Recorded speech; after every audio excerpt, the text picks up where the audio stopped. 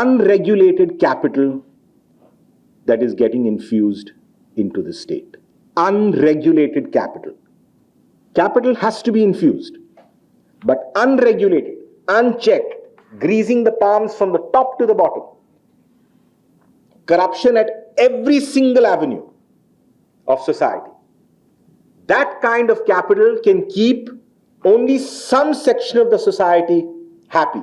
That's the reason why you have this whole infusion of people from the north of the country, the northeast of the country. I'm not bothered whether they come for jobs. Of course, everybody has got this freedom to come for the jobs over here. And everybody has got the freedom to move. Go and move everywhere. Let anyone who wants to come here, come here.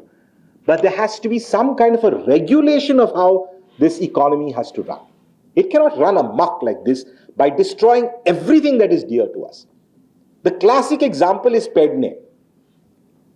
Today, the indigenous population of Pedne, I think we just need to go and document that and keep that for posterity.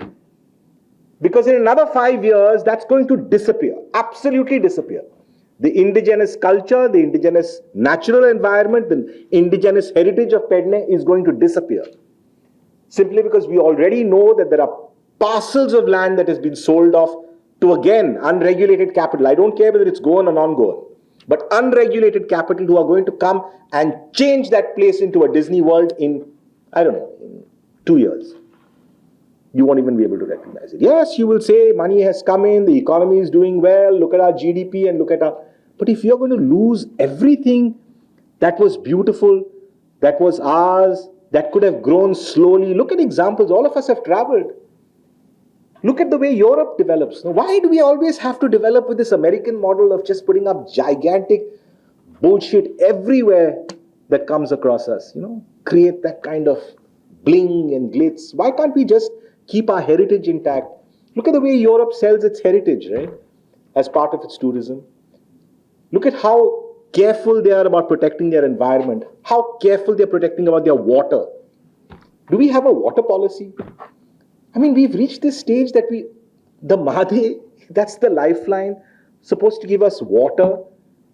Every single civilization, go through your history books, every single civilization, from the Abyssinians to the Babylonians to the Phoenicians to the Carthaginians to the pharaohs in Egypt, every single civilization died or withered away or disappeared because the water supply to those places eventually died off or dried off.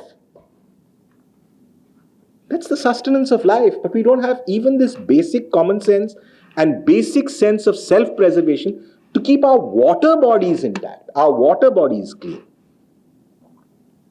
In India, you know what this reminds me of, and therefore it would probably strike a chord, is Pune. No? Many of us have gone to Pune in the 70s and 80s, and many of us have gone to Pune now, travel now. Mumbai or Bombay has never been the bastion of Marathi culture. Never. Bombay was the financial capital. The bastion of Marathi culture was Pune.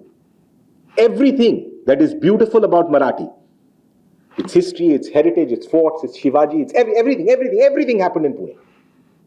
And what is Pune now? Where is the heritage of Pune? A Shaniwar Pet, one small 2-3 forts which are unkempt. Unless you have the good sense of going and climbing Raigad. I just hope they don't get to Raigad and destroy it. But what is left in Pune now? It's just another megapolis of just buildings and buildings and buildings. Looks like another filthy Los Angeles. Where is the history? Where is the culture of Pune?